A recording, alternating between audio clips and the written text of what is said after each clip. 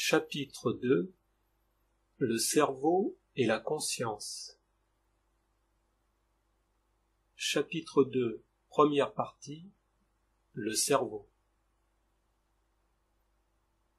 Es-tu prêt à commencer cette discussion?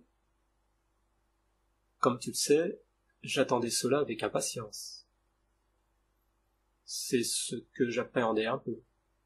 Claude reste un peu interloqué. L'impatience n'est peut-être pas la meilleure posture pour aborder les sujets que nous allons évoquer. Aussi, je te propose de prendre un moment avant cette conversation, moment que nous allons passer à écouter de la musique. D'accord? Je te suggère le 3e concerto brandebourgeois de Jean-Sébastien Bach. Ah oui, je connais juste le premier mouvement. Une occasion d'entendre les 2 autres. Enfin surtout le 3e, car le 2e mouvement n'est qu'une courte phrase musicale de transition. Alors, ça devrait être remboursé par la sécurité sociale. Quelle énergie, en effet. Nous voici fin prêts pour démarrer. Je suis en train. Par quoi allons-nous commencer? Si tu rappelais un peu la perception que tu avais eue le matin au réveil, et qui est à l'origine de cette discussion. D'abord, ces 2 instants magiques. Celui où l'on prend conscience que nous sommes toujours cette personne que l'on a quittée la veille en s'abandonnant au sommeil, et celui, bref mais puissant, qui nous laisse entrevoir que tout peut être neuf. Puis la mémoire refait surface, et cette sensation de nouveauté, de fraîcheur, laisse place à la réalité, qui agit comme un poids nous rappelant toutes les difficultés à changer, à s'extirper de nos habitudes, de nos comportements quotidiens.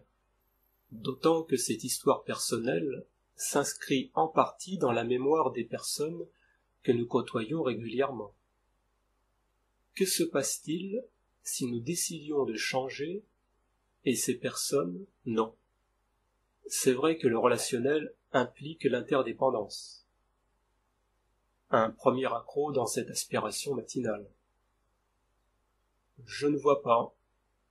Mais si l'on revenait là où tout se joue, à ce point de basculement entre le neuf et l'ancien, entre les possibilités considérables et le retour à la routine, souvent perçue comme douillette, en tout cas préférable au changement. D'accord, c'est donc à partir de ce point, bref et fragile, que nous allons tenter de voir ensemble, pas à pas, mais avec conviction, comment serait-il possible de maintenir, prolonger, et qui sait donner de l'expansion à cet état particulier pour découvrir et comprendre ce qu'il contient, et quelle transformation peut-il nous apporter. J'ai l'impression d'avoir tiré le fil d'une pelote, et quelle pelote? Celle de la connaissance de soi. Oula! Allons-y doucement. Oui, prudemment et tranquillement. Il importe donc de remonter à la source. Cette réflexion qui t'est venue l'autre matin, d'où pouvait-elle provenir? D'un coin de ma conscience? Et cette conscience, qu'est-ce qui l'anime? Le cerveau? Ça me semble être une base solide pour démarrer nos investigations. Voyons ce qu'il en est. Nous ne sommes pas spécialistes en neurosciences.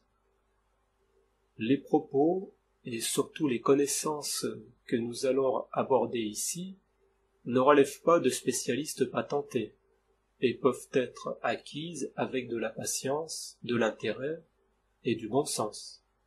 C'est vrai, j'oubliais que nous sommes au siècle d'Internet. On commence même le 2e. Alors, ne nous en privons pas. Donc, nous allons voir comment le cerveau, sa capacité et surtout son évolution ont pu modeler la conscience qui est la nôtre et avec laquelle nous réfléchissons sur sa propre nature. C'est en fait une définition essentielle de l'être humain, il est conscient d'être conscient, en quelque sorte. Mais revenons au début. Le cerveau a connu, jusqu'à présent, 3 grandes évolutions bien distinctes, et qui correspondent à des étapes essentielles de l'évolution du vivant, à savoir le cerveau reptilien, système cérébral des poissons, amphibiens, reptiles et oiseaux, datant de 400 millions d'années, régulant les fonctions vitales de l'organisme, respiration, rythme cardiaque, tension artérielle, et assurant les besoins élémentaires, alimentation, sommeil, reproduction. Le cerveau mammalien, apparu avec les premiers mammifères il y a 65 millions d'années, apporte 2 éléments fondamentaux dans l'évolution: les émotions et la capacité d'apprendre de ses erreurs. C'est ce qui distinguera les mammifères des autres espèces du vivant. Enfin, le néocortex, dernier né de la trilogie, il y a environ 3,5 millions d'années, c'est le siège notamment du langage, de l'intelligence et de l'abstraction. Cette théorie des 3 cerveaux est, semble-t-il, abandonnée. Ce qu'il importe de retenir, c'est que les 3 parties décrites, qui conservent leurs attributions, ne sont pas indépendantes. L'ensemble fonctionne en interaction constante. Nous n'irons pas plus loin ici. D'ailleurs, le pourrions-nous? En effet, ceci va surtout nous permettre de passer à la conscience, l'objet principal de notre discussion. La conscience n'est-elle pas une émanation du néocortex? Oui, mais il faut compter également avec l'influence des autres parties du cerveau. On pourrait faire une pause en écoutant un peu de musique? On continue avec Bach? Ça me semble logique.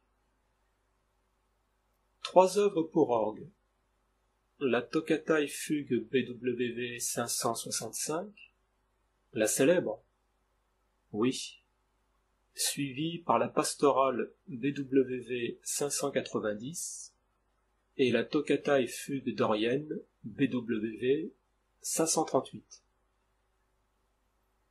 Ça lave le cerveau. On peut repartir à la fraîche alors? Tout à fait.